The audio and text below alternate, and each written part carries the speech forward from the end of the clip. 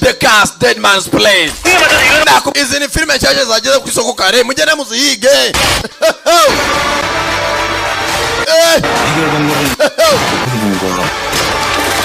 umuzimu wongeye wateye 저주를 걸고 있는 그놈 abapfuye bari kuzuka 살인할 수도 있겠어 kandi bakaba batumye kwica abandi bantu dore imirambo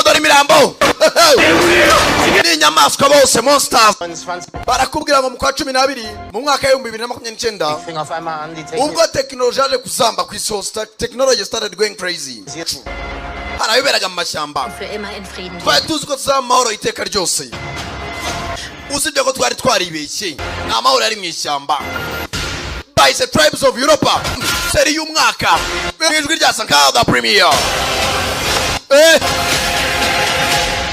tribes of Europe God an era never seen before in the history of ati kintu cyo gihe umuntu atigeze abona amateka y'ikiremwa muntu.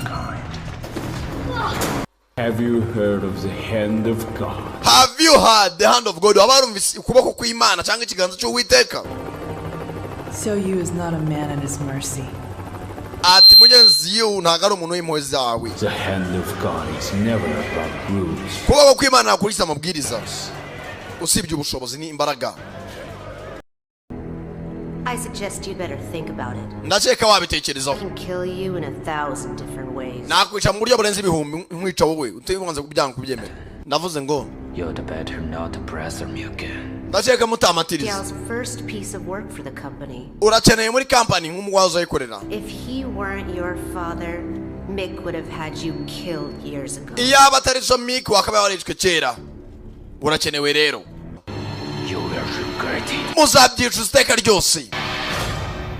Haramuvugiye. Working for them. Ndekera kubakorera man. To be free.